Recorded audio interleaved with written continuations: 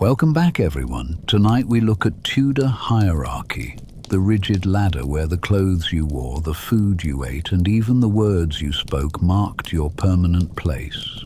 Born a commoner? That was a life sentence. Reached too high through ambition, and the charge could be witchcraft or treason. Even religion offered no sanctuary. It was another trap with mortal consequences. Could you endure a system where every path was a prison? What if you were born into a world where your last name was your cage? A place where a single moment, the moment of your birth, decided almost everything you could ever hope to become. In Tudor England, that wasn't just the backdrop of life, that was life. You entered the world with a station already written into your bones, and there was no escaping the script that society had carved out for you.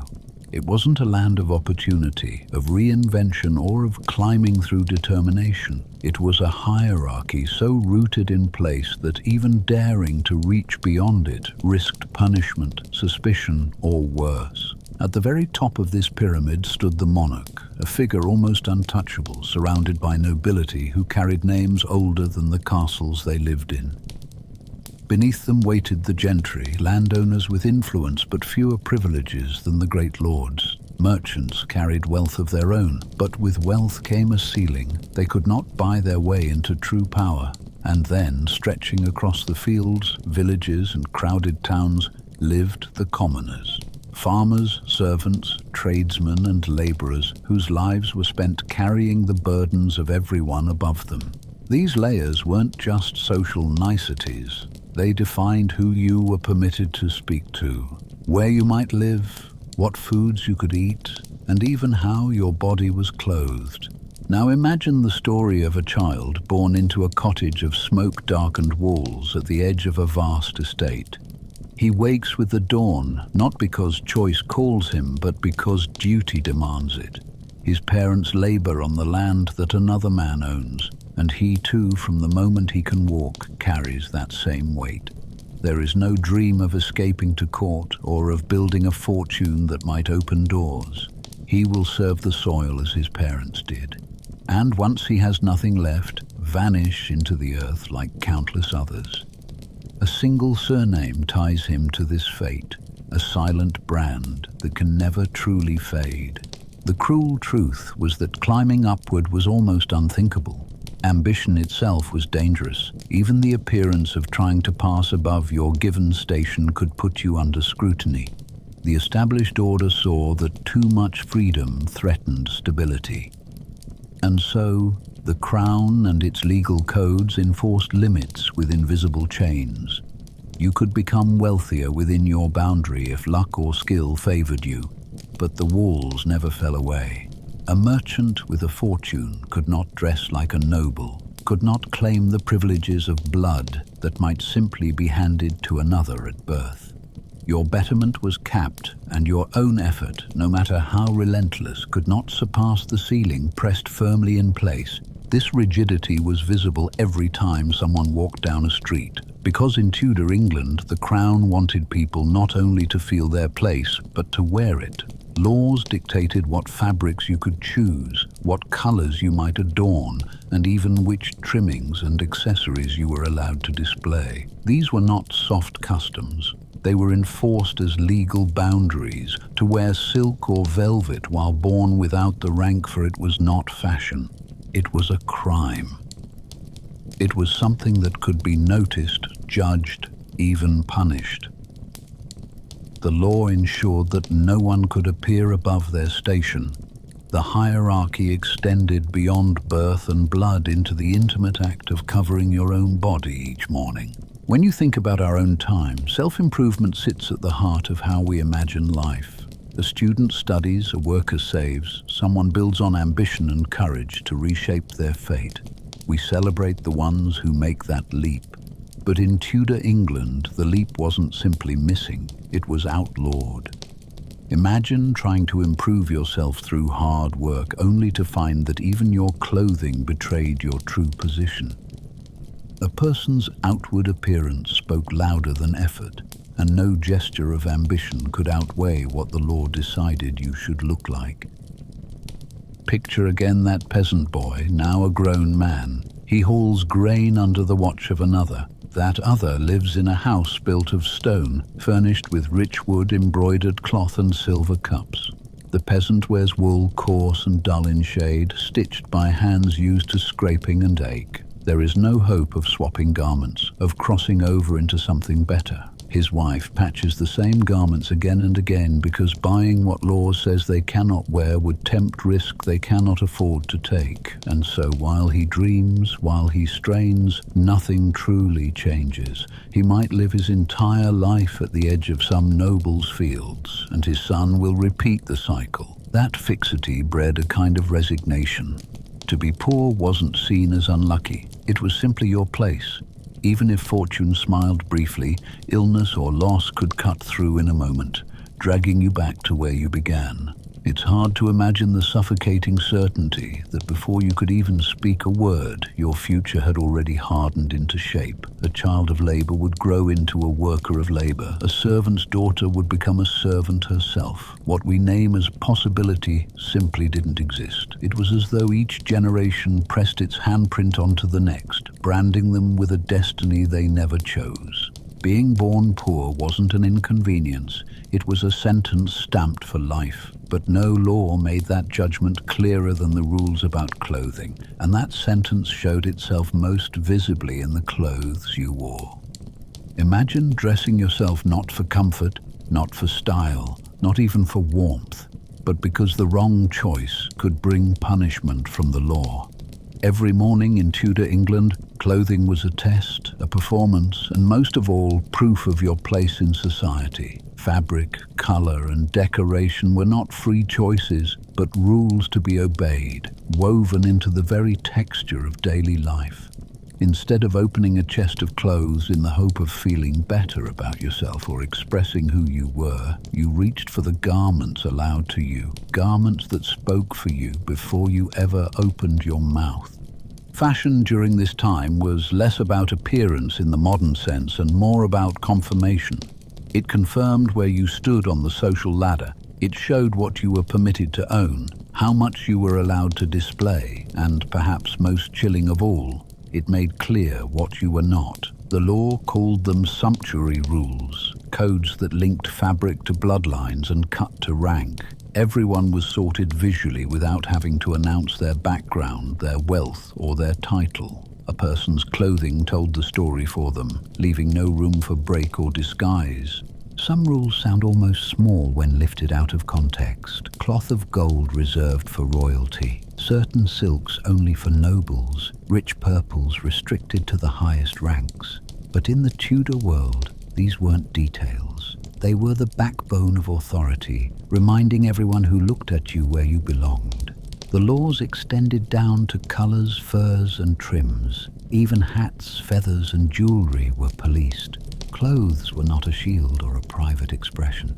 They were shackles that bound you to the station stamped on you at birth. What you wore each day reinforced the world's hierarchy, and it was inescapable. Obedience to these codes meant wearing garments that often made life more difficult. The stiff doublets worn by men pinched their torsos into rigid lines, flattening and pressing so tightly that movement itself became a chore. Hose stretched tightly over the legs created more discomfort than use, cutting into the skin during work or walking. For women, the farthingale transformed a skirt into a wide structure, a heavy construction of hoops that turned the body into a moving obstacle. Sitting down, moving through doorways, or even carrying out ordinary household tasks became an awkward display, as if their very clothing existed to make life inconvenient. These fashions were strange performances of wealth and obedience, reminding others of your status with every step, but leaving you trapped inside the shape of the fabric itself. Clothing comfort did not matter nearly as much as what the fabric signaled. In many cases, these garments weren't washed often because water and soap threatened the life of the material. Instead, layers were reworn again and again, with linen shifts beneath them used to soak up sweat and grime. The result was predictable: odor and filth clinging to bodies and cloth. Since regular washing risked damage, Perfumes and scented powders became the mask of choice, attempting to cover human smell rather than remove it. For many, these perfumes made a bad substitute for cleanliness. They mingled with the natural smell of bodies and the dirt of streets, creating what must have been a constant low background of stench. And with the luxurious fabrics craved by the wealthy came unusual dangers. Many rich materials, especially silks blended with metallic thread or heavy starches, were highly flammable. A single spark could leap from a fire and transform fine garments into death traps. Accidents were not uncommon. Women trapped in burning skirts, servants forced to try to smother flames with their own coats, or men whose elegant attire suddenly betrayed them by catching alight. Wealth might protect against hunger, but it carried its own risks, stitched directly into the garments themselves. Even here, clothing became treacherous, something that both marked privilege and threatened with constant danger. But why so much attention to attire down to the smallest trim? Because clothes in Tudor society were a kind of surveillance. They allowed every eye on the street to read another person in an instant. A cloak or a cap announced what you had permission to be. A merchant in fabrics too fine could be confronted and fined. A servant pretending above his place could be punished. In this way, the crown needed no patrols or reports. Neighbors themselves became watchful, alert to any clothing that stepped out of line. Order was achieved not just through force, but through the daily monitoring of appearance, as though the fabric itself kept you under watch. And this order stretched beyond the walls of rich houses or the corridors of court. Even the poor, whose wardrobes held only a few worn items, lived by the same system. Their lack of choice identified them instantly, keeping them fastened to their station. What they lacked shouted just as loudly as what the wealthy displayed. This wasn't fashion as ornament. This was fashion as law. No one could escape its gaze, no matter how much or little money lay in their pocket. Even those who longed to climb upward found their bodies held back by rules of cloth more secure than chains of iron. For the Tudors then, clothing was never neutral. It was learned from birth that certain textures were forbidden, that certain shades and patterns were unattainable, not because they couldn't be bought, but because they couldn't be worn without consequences. What should have been personal choice became public declaration. Every garment served as both costume and cage, a signal that you either stayed in your lane or risked being cast out as a pretender. Clothes became chains stitched into fabric, your wardrobe dictated by law, not choice. But even when worn correctly, even when every thread matched its rule, life outside the home presented new horrors. Streets did not welcome you with comfort or safety. They waited more like open sewers than passageways. Step outside, and every street waits like a trap of disease and stench. For all the ceremony and social order inside the homes and courts of Tudor England, the world beyond the doorway met you with a chaos that no law or etiquette could soften. Roads were narrow, uneven, and often nothing more than packed dirt, so easily turned into swamps of filth whenever rain fell, and rain was common. The ground rarely dried completely, leaving a permanent dampness that mixed with everything people tossed from their windows. Streets were not passageways in the modern sense. They were gutters, dumping grounds, and breeding places for every kind of rot. Imagine walking through a town where chamber pots were emptied not into some underground system, but simply tipped into the street with a splash that announced itself both in sound and in smell. Human waste joined the piles of animal droppings left by livestock that wandered freely through alleys and squares. Pigs, chickens, even cows and sheep were a constant part of the landscape, their presence practical for food but disastrous for cleanliness. Each hoof and paw spread filth further, pressing it into the earth until it clung to every surface. Add to this the scraps left from markets, fish bones tossed aside, refuse from kitchens, and anything too broken or spoiled to keep. and you start to see why stepping outdoors was more survival than casual stroll. The result was a mixture that was neither solid nor liquid, always shifting underfoot. It caked onto shoes, splattered onto skirts and hose, and spread from the ground onto hands and faces. People could not walk these streets in ordinary shoes alone. To survive even a journey to market, many wore wooden pattens, raised platforms strapped beneath the foot to lift the body above the worst of the muck. Picture the sound they made, the clack of wood on stone, an echo in alleys filled with stench. Without patterns, you risked slipping into something you didn't want to touch, sinking into substances that clung to fabric and skin long after you returned home. The air itself was heavy. In warmer months, the mixture of mud, feces, and rotting scraps baked softly in the sun until it produced an odor hard to escape. Flies thickened in the streets, drawn especially to the carcasses of animals sometimes left abandoned. Stray dogs fed on waste as easily as food, spreading disease.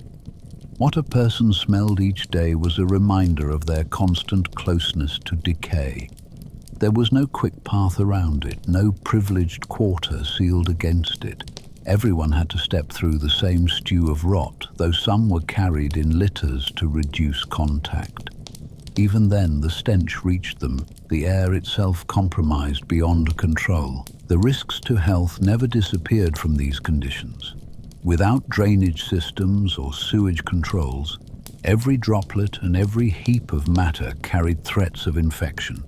Water, when it collected, became stagnant pools alive with insects. A splash from a horse cart was not just an inconvenience, it became a hazard, spreading filth from street to cloak, from cloak to skin.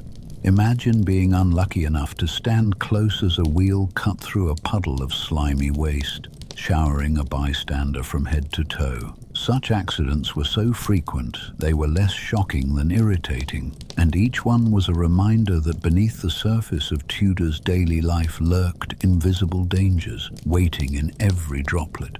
Not even the wealthy could escape it fully. They might live in taller houses or employ servants to wash their garments more often, but stepping outside still meant contact with streets where human and animal life shared the same space with waste. Perfumes could mask the smell but not erase it. Finer shoes wore down just as easily against the sludge. Letters and journals spoke less of the beauty of towns than of the struggle of moving through them. How far you traveled and how quickly you moved were dictated not merely by distance but by the state of the road ahead. Every step was an act of calculation. Think of it as a kind of daily drill in which survival became practice through repetition. Children grew up balancing on patterns, learning to keep skirts lifted or hose tucked out of reach of puddles. Men and women built reflexes to avoid streams of waste thrown suddenly from an overhead window, shouted down with only a warning word before it fell. You did not wander absent-mindedly in a Tudor town. You paid attention to every sound, every movement above, every splash ahead. Streets demanded your awareness with each step, turning the ordinary act of walking into a low form of survival training. Under such conditions, no one could ever forget the truth of daily existence. The ground beneath your feet was not clean. It was an unsettling reminder of cycles of life and decay, of bodies and animals sharing the same cramped space without barriers. Each corner reinforced that the Tudor world was not built for comfort, but for endurance. Disease, carried invisibly in the sludge, haunted every town and city. Accidents from slipping, illnesses that spread through contact, long-term ailments tied to the environment, all traced their roots back to streets that never truly belonged to the living alone. The streets themselves reminded people daily, you were living alongside rot and disease. And while the foul outside world pressed into every person's senses, returning inside brought little rest. Inside those dim chambers, labor demanded your body in ways no one could escape. What if your body wasn't truly yours at all? What if it was only the tool that fed a system designed to wear it down? In Tudor England, the body was not seen as unique or precious.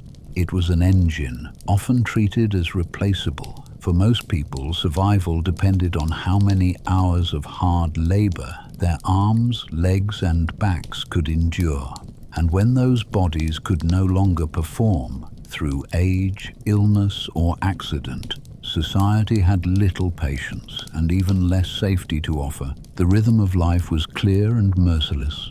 A farmer rose before sunrise, often while the ground was still wet with dew, and worked until the light faded.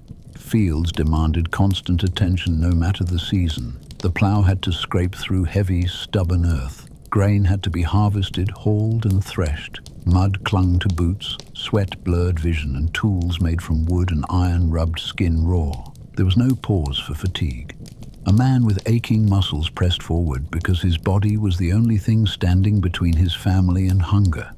To refuse work was unthinkable. Illness or pain changed nothing because the earth did not wait for recovery. Sick, in many ways, was the default setting. Servants lived under a different master but faced conditions just as harsh. If you served in a noble house, you lived by the call of others. Sleep was light and restless, often taken in hallways or near the hearth, always ready to rise at the smallest demand. A sharp knock on a door, the bark of a task forgotten, or the scolding of a higher voice sent someone rushing awake to light fires, fetch water, scrub floors, or polish garments. To serve was to live on duty 24 hours a day with barely a pause to breathe. Even meals were reminders of station, often made up of kitchen leftovers while watching others eat the best portions at decorated tables above. Children were not free of these burdens. Work began the moment they could manage to use tools without swallowing them. Boys carried loads far too heavy for their small frames. Girls joined mothers in spinning, sewing, and the endless work of fetching water or tending fires. The line between play and labor blurred quickly. What might have been childhood elsewhere was in Tudor England a training ground for exhaustion. Chimney sweeping, stable work, and endless chores scarred bodies while still growing. Education was not an option for most of them because labor itself was considered the real schooling. Teaching obedience, endurance, and the fact that survival came only through physical toil. For women, life doubled the weight. Their roles spun even tighter circles of duty. Each day balanced housework with tasks outside it.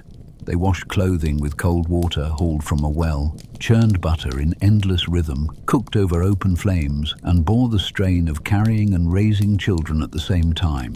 If resources required, they added to the household income by spinning or by service in another's home. Their bodies carried two worlds, productive labor and domestic load, and often received no recognition beyond expectation fulfilled. In a sense, their strength was assumed as naturally as fire gives heat.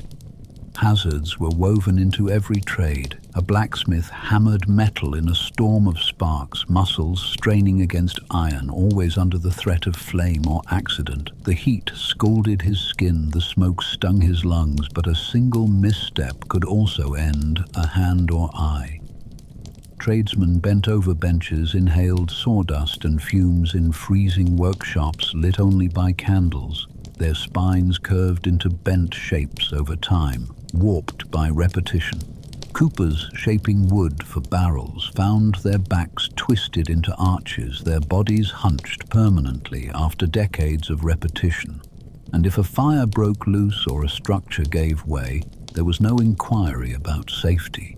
The casualty was simply replaced by another body. Working itself meant facing constant risk of injury, but no injury carried more danger than a serious break. Imagine a farmer guiding oxen across soaked earth. The plough catches, twists suddenly, and throws him to the ground. His leg cracks beneath him. In an instant, his tool, the body, can no longer perform. What happens then? A broken limb in Tudor England meant destitution. Without the ability to labor, food stops arriving. Fields are left untended, and his family is forced into desperation. There are no pensions or relief. His child, no matter how young, must step forward to take his place. The body that failed becomes a burden, and the system forgets him as if he were never there.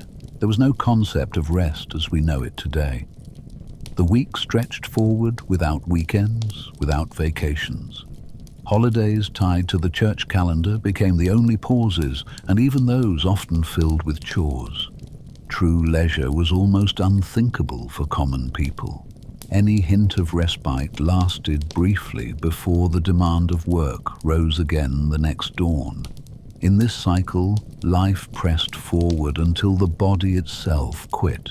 There was no chance to choose another path or to ask for protection. A body worked until it could not, and then another took its place. The scale of this system teaches us something profound. Work was not identity or honor. It was survival. The farmer was not seen as himself, but as a hand pushing the plow. The servant was not a person, but a tool for carrying wood or tending fires. The child was not cherished for youth, but measured by how much labor could be wrung from their small frame. And the woman was not regarded for her strength, but assigned endless duty, invisible yet binding. Over time, everything that defined the individual reduced to endurance, with life reckoned not by achievements or joys, but by how long the body could keep moving. In Tudor England, labor wasn't identity. It was endurance until your body failed, and when that failure came, the reality grew even darker, for medicine held little promise of healing and often delivered only pain in disguise. What if the cure was more terrifying than the illness? In Tudor England, falling sick was never simple. A cold did not just mean discomfort. A fever did not just mean staying in bed. Illness carried a deeper terror because the attempt to heal you could be just as damaging as the affliction itself. Medicine was not a science rooted in evidence. Instead, it was a ritual, a set of beliefs that weighed on the body as heavily as the sickness it aimed to push away.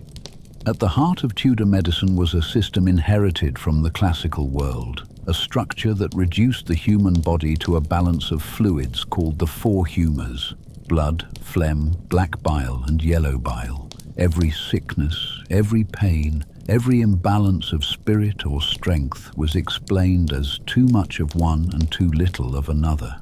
A cough might mean excess phlegm. Anger or stomach pain might suggest bile. A fever might be blood risen too high. Doctors measured health not by close study of the body as we would imagine today, but by this ancient pattern, a guide kept alive long past its prime. And the treatments followed that same line of thought. To cure, you did not strengthen. To heal, you did not ease. Instead, you pulled at the humours, forcing them out. Bloodletting became the most visible of these measures. A cut to the arm, the insertion of a small knife, or the attachment of leeches, all designed to ease the imagined overflow of blood. In practice, this meant that a man already weak might lose even more of his strength. That fever might be chased out by deeper exhaustion until the patient trembled not only from the sickness but from the cure. As one account noted, bloodletting could continue until you were weak enough to forget you were still sick. Barber surgeons provided the hands for such tasks. They cut hair, trimmed beards, and then turned the same blades to open a vein or cut away damaged flesh. Their tools were simple: saws, knives, forceps, pliers wiped clean only on their aprons between uses. Sterilization in any sense we recognize did not exist, and pain relief was little more than strong drink. A draught of ale or wine meant to steady the nerves as the blade went in. If a limb had to go, the saw teeth bit down as others held the body steady. The same hands that shaped hair could also lop off a leg, and the same chair that served for grooming could cradle a man screaming through amputation. Alcohol in such moments was the surgeon's courage, and your ride into unconsciousness. Even here, class played its role. The wealthy could summon physicians, men trained in Latin who carried books and spoke in the language of humours. Their care lent the look of knowledge, yet their methods were often no less harmful. They ordered purgatives to flush the body, vomits to clear the system, or endless bleeding to restore balance. The poor did not summon physicians. They turned instead to wise women who prepared herbs, or to traveling peddlers who sold powders and mixtures of uncertain origin. Cures could be garlic stuffed into wounds, warm dung pressed to the chest, or draughts of mercury swallowed because someone said it might chase off the spirit of disease. You survived if your body endured, not because the medicine had power. Then came the shadow that terrified every Tudor town, the return of plague. The sickness arrived without warning and cut whole streets silent within weeks. To respond, authorities turned to measures that seemed harsh even to their contemporaries. If plague appeared in a house, a red cross was painted on the door, and the family within was sealed inside, left to survive or perish behind nailed boards. Neighbors passed, knowing that death grew behind those walls, hoping that the air itself would hold back any escape of contagion. For those trapped, isolation was both prison and death sentence. Eventually, someone would come by to collect the bodies.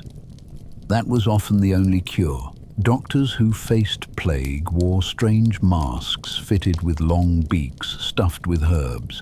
They believed that bad air carried sickness and that pleasant scents could block it. The image terrifies us now, but at the time it was seen as cutting edge. Of course, none of it stopped the spread. Families watched as members collapsed while priests moved from house to house with prayers. The city lived under fear and the countryside only slightly less so.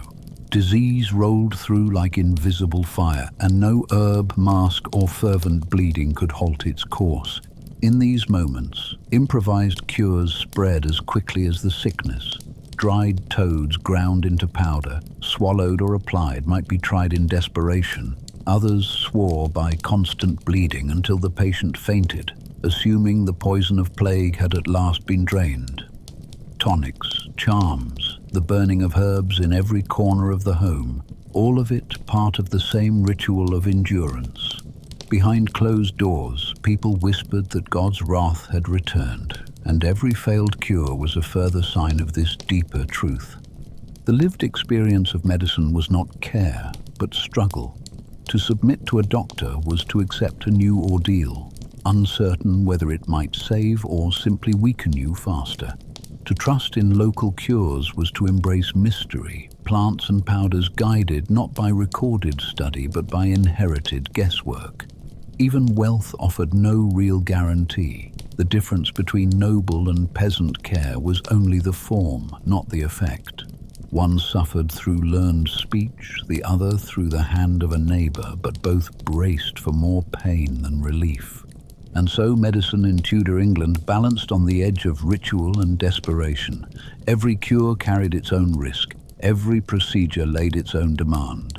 Survival itself depended on your body's ability to outlast not only the illness but the treatment meant to cure it. In the end, medicine wasn't care, it was endurance through ritual and pain. And while health faltered, even faith offered no refuge, for the practice of belief itself became a trap where the wrong choice of words could lead as surely to death as any plague. In Tudor England, choosing the wrong prayer could mean the gallows. Faith did not protect you, and belief did not belong to your conscience. Religion was sewn into the politics of the crown itself, and whichever monarch you lived under changed everything about how you were expected to worship. A single phrase whispered wrongly during a prayer, the wrong book in your home, or a glance seen as disrespectful inside a church could be the difference between life and death. Faith was not sanctuary. It was a battlefield where the state and God met, and your body stood between them. The pattern began in the 1530s, when Henry VIII broke with Rome. His decision, often remembered for his wish to end his marriage, spiraled into something much larger. Declaring himself supreme head of the Church of England, he severed ties with the Pope. In that moment, faith shifted from something ruled in Rome to something ruled in London. The change tore through monasteries, emptied them of wealth, and left ordinary people caught in the storm. Tradition itself became unsettled. The prayers that guided your grandparents now carried suspicion. When you entered church, you were not simply offering devotion, you were proving loyalty to the king himself. These changes did not fade after Henry's death. They deepened. His daughter Mary took the throne and tried to return the realm to Catholic order. Under her rule, holding Protestant convictions became more than rebellion. It became heresy. Roughly 280 Protestants were burned at the stake, their deaths public and deliberate. Fires lit in marketplaces did more than punish. They made examples. Neighbors gathered to watch and listen to the screams, not just out of morbid curiosity, but because they knew they were witnessing their own warning. If you prayed with the English Bible or aligned yourself too strongly with reform, the flames were waiting. Families who had quietly embraced Protestant books suddenly had to hide them underground, burying them in gardens, waiting with the fear that a neighbor might inform against them. Then came Elizabeth, Mary's half-sister. She restored Protestantism, but it was not as simple as open choice. The Elizabethan settlement demanded outward conformity. You could hold your inner thoughts in silence, but if you skipped the services of the Church of England, your absence was noted. England's priests became the crown's eyes and ears, recording who attended and who whispered dissent. Mandatory church attendance turned faith into another surveillance network, a way for the government to watch everybody in its pews. If you dared to miss, punishment came swiftly. Even those tolerantly inclined had to perform obedience. It was never enough to be silent. You had to be seen, standing in the right place, saying the right words at the right times. This cycle created something more than confusion. It created a roulette of survival. Under Mary, Protestants faced fire. Under Elizabeth, Catholics risked execution. Some years demanded silence in Latin hymns. Others demanded the English psalms aloud. Generations were raised under rules that could, within the lifetime of a family, shift so quickly that fathers and sons prayed differently, not out of choice, but out of survival. One reign required loyalty sealed by a crucifix. The next required Bibles in English and cause for suspicion if you clung too tightly to vestiges of the old rites. Faith became not devotion, but calculation. A family whispered prayers in one tongue, then concealed them when a new monarch rose. Religion itself became a calendar of dangers. The human cost of these shifts tore households apart. One brother might bend to the crown's decree to save his skin, while another clung to the old communion. Neighbors informed on neighbors, not from hatred but from fear of hiding a traitor. Children saw their parents change prayers depending on who reigned, growing up more fluent in survival than in theology. Imagine a commoner who whispered the wrong creed in a moment of trust. A listener nearby, uncertain or afraid, repeated the words to an official. That slip of the tongue could place the speaker in chains, fast-tracked to trial, their body condemned as an example. This world left no corner untouched. Religion was meant to comfort, to bring community. Instead, churches became silent stages where every glance was weighed. Standing too still or showing too much joy risked labeling you suspect. As one reflection from the time suggested, you could be executed simply for praying the wrong way, reading the wrong version of scripture, or looking too smug during mass worship was not solace, but constant pressure. You mouthed words with half an eye on the priest, half an eye on your neighbor, and an ear always open for the footsteps of enforcement. Beyond fear of fire or rope, there was another message repeated by the church itself, that the hardship of life was no accident. The pulpit reminded the poor that their hunger, their crowded homes, even the endless weight of childbirth were blessings. God wanted them poor. Suffering was noble. Children were trials meant to be endured. You were not meant to question but to nod and thank heaven. This reinforced the same hierarchy already visible in wealth and status. Faith did not challenge the social machine. It oiled its gears by demanding obedience not only to the state but to the idea that God himself required your silence. Religious order became another spoke in the wheel of power, tying the divine to the demands of rulers. No Tudor subject could step outside this cycle. You adapted to survive, muttering through prayers while checking over your shoulder. The atmosphere turned prayer into something heavy and calculating. Each word carried weight. Each service felt like a test in which one mistake could carry you not just to scolding, but to the fire. What might once have been belief became survival language, memorized lines to keep the body safe another day. Faith wasn't freedom. It was obedience under threat of fire and sword. Yet the control did not end at the church door. The state sharpened terror into spectacle, turning punishment itself into theater for all to watch. Imagine the crowd cheering as a man's hand is severed, not in secret, but on display for all to see. This was not a private moment of punishment, not a hidden act of justice carried out in silence. In Tudor England, the punishment of the body was presented to the eyes of the public. It was staged deliberately, becoming both a reminder and a warning. Each drop of blood, each scream, each gesture of the executioner carried a message. It was not a lesson whispered in quiet courts. It was shouted aloud in marketplaces and town squares with parents, children, and neighbors gathering to watch. Public punishment was a social event. It filled the square with energy. People crowded close to secure a better view, jostling for space near the scaffold, even as the condemned mounted his last steps. What seems unbearable to us now often functioned as entertainment then. A hanging did not take place behind prison walls. A beheading was not private. These were spectacles, anticipated and shared. Attendees sometimes brought food and drink, turning punishment into part of the communal rhythm of daily life. The government relied upon the ritual. If the judgment was to last, if fear was to spread, it had to be seen. Each punishment was meant to be remembered, replayed by those who left the crowd and carried the image home.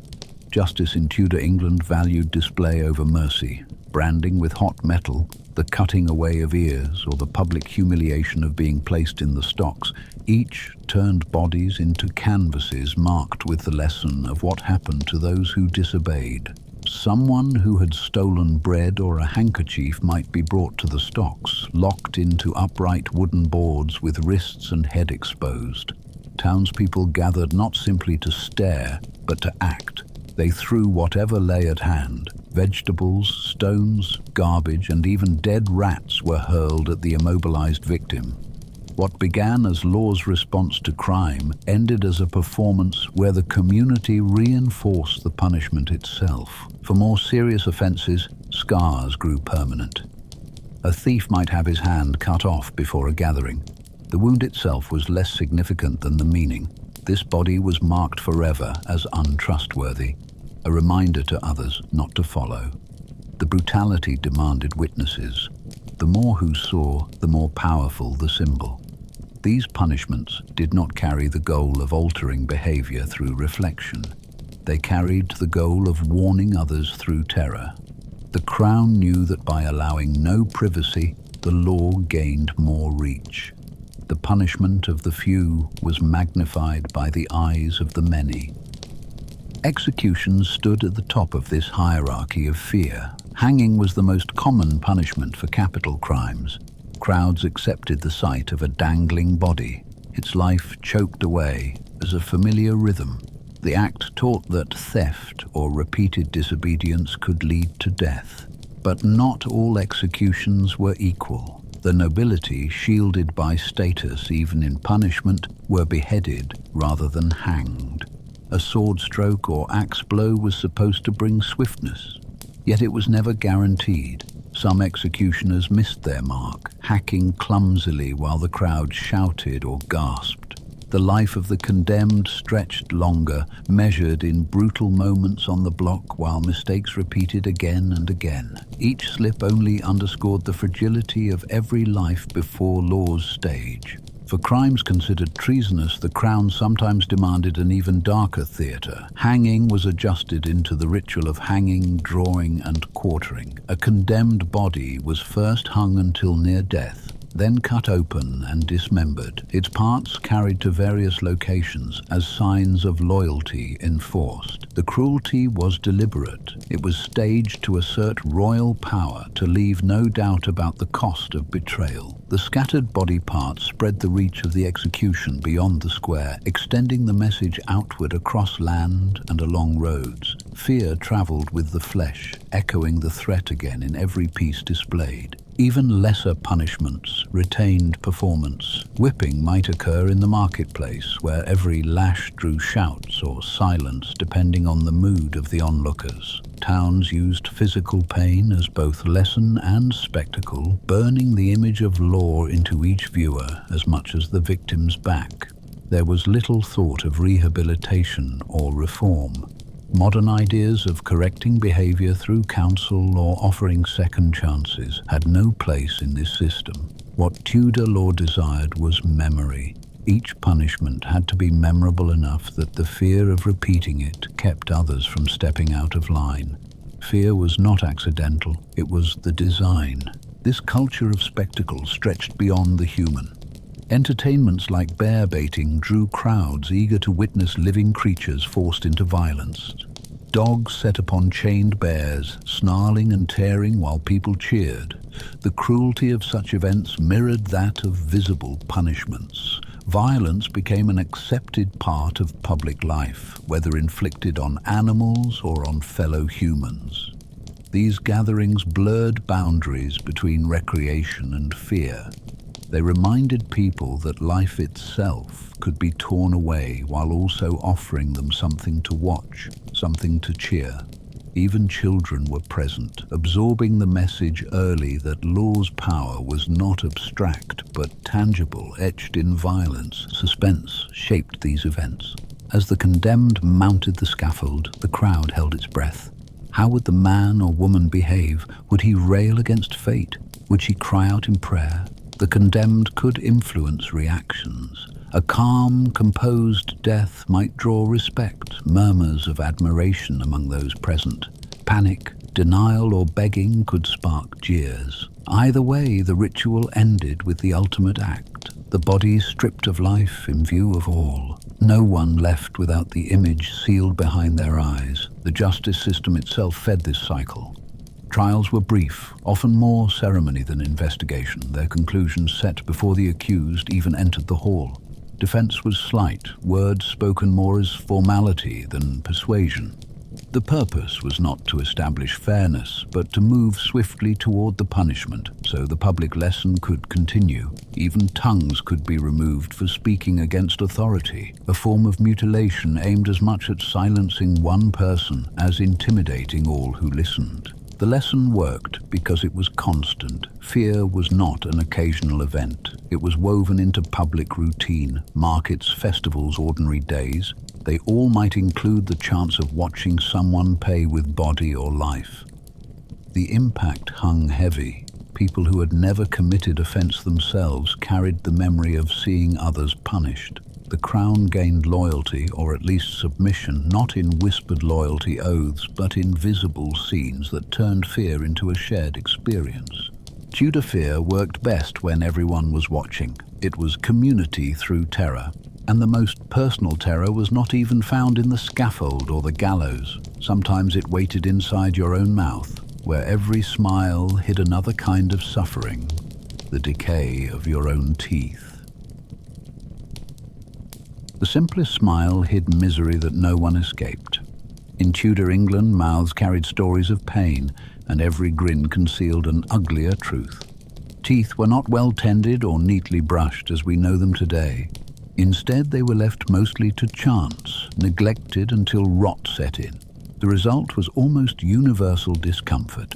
Everyone from the poorest peasant to the wealthiest lord carried the same fear, the fear of toothache, of swelling gums, of the inevitable pain building inside their jaws. Dental care in this world was not what we imagine today. There were no toothbrushes lined up by a basin, no paste scented with mint.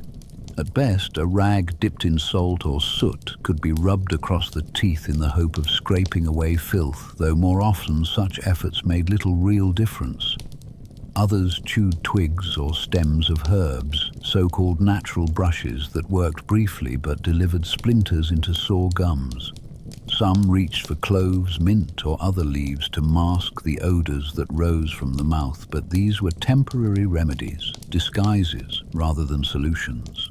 Bad breath hung around like an extra companion in every room and every gathering. The understanding of what caused decay was missing entirely, so what effort existed remained guesswork, guided mainly by inherited habits rather than actual prevention. When decay set in, and it always did, the only option was extraction. Pain was endured for as long as possible until it became unbearable. Then the village barber surgeon stepped in. These were men who lived in two worlds at once. They cut hair, trimmed beards, and served as handymen of the body. When someone moaned with toothache, they also became dentists of a crude kind. The tools were simple: heavy pliers, knives, iron instruments designed less for precision than for force. No antiseptic, no anesthesia. The tooth was gripped and torn free, sometimes in stages, sometimes shattered into fragments inside a bloody mouth. The only relief lay afterward, as shock overtook pain. But in the moment, the agony was sharp enough to echo through entire households. It was said that their tools might be sterilized, if at all, in last week's rainwater and shame. That image shows how little protection there was against infection, how much of the procedure relied not on safety, but on speed and willpower. The process depended on a firm grip, a steady hand, and the victim's ability to endure.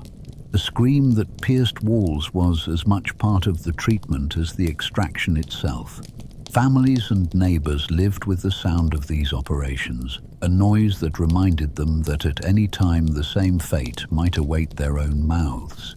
Teeth, once pulled, were not always discarded. They were sometimes kept as charms, worn around the neck or held as tokens of survival. In other cases, they were left at shrines, small offerings to saints in the hope of gaining protection for the rest of the body. A tooth kept in a pouch might be seen as luck, proof that the sufferer had endured the ordeal and could now count on continued resilience. This practice turned bodily pain into objects of meaning, giving some sense of purpose to suffering that otherwise seemed random and ceaseless.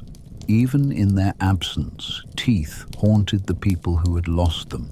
The irony of the time lay in diet. The wealthy, who displayed grandeur in every other aspect of life, suffered especially when it came to dental rot. Sugar was an expensive luxury, a rare ingredient shipped from abroad, and to consume it was itself a fashionable act. Sweetmeats, candied fruits, and sugared pastries filled their tables as signs of excess and standing. But the luxury brought consequence. Teeth, exposed constantly to this new delight, blackened and crumbled. Instead of shame, this decay became a strange kind of badge of class. To show rotting teeth was to reveal you had access to sugar in the first place. Even Elizabethan courtiers wore their ruined mouths like medals. It was no accident that the Queen's own darkened teeth were treated at times as something of a trend. For those without wealth, the misery was no different, only stripped of the veneer of fashion. Their simpler diets delayed decay, but the absence of hygiene still left rot unavoidable. Grain lodged in cracks, meat scraps stuck between gums, and infection spread through cuts in the soft flesh. Without access to regular cleaning or healing remedies, the poor endured swelling, bleeding, and the slow poison of abscesses. When extractions came, they could not be avoided with expensive sharbat syrups or imported powders. Instead, they faced the hard hands of the same barber surgeons, or simply endured until the body collapsed under fever brought on by infection. The impact of lost teeth worsened life in plain ways. Food that demanded chewing became unreachable. Bread hardened to crust, meat demanded strong molars, and even roots and vegetables turned into barriers for toothless mouths. Without teeth, diets collapsed into porridge and broth, and the sufferers lived the rest of their lives restricted to meals of softness alone. It shaped not just health, but dignity, stripping away the ease of smiling or laughing without shame. To open the mouth was to risk exposing rotted stumps or hollow gaps where teeth should have lived. The pain itself was relentless. Rot gnawed slowly, nerves inflamed with each passing day. At night there was no reprieve. Jaw-throbbing aches drove people from sleep, leaving them curled and clutching at their faces. For many, prayers filled the dark, hoping that morning might bring some decrease in misery. Instead, it often brought swelling, infection, or the dreadful knowledge that nothing would improve without a brutal extraction. This was not a matter of if, but when. Every Tudor knew that their own teeth were already waiting to betray them, waiting to ache, crumble, and eventually fall away. Decay was the quiet predator nobody escaped. It crept upon the queen as much as it crept upon the beggar. The barber surgeon's chair was not reserved for the desperate poor, but for everyone, regardless of table or title. Even the ornaments of wealth could not outpace the slow progress of rot. In time, mouths across England shared the same fate. The inevitability of hollowness, of partial smiles, of pain. In Tudor England, every grin concealed a lifetime of pain. And in the anatomy of survival, even a healthy mouth couldn't save you from a society where every path pressed downward. Tudor Britain was not simply a world of poverty or danger. It was a machine of survival, grinding generation after generation into the same narrow paths. Every law, every ritual, every expectation worked to keep people in their place, forcing bodies to endure while offering almost nothing in return. Comfort, mobility, even laughter all carried hidden chains. That's why most of us wouldn't survive a day. So pause for a moment and think of what we often take for granted. Freedom of movement, freedom of expression, the chance to shape life itself. If you value these stories, subscribe for more glimpses into the brutal past.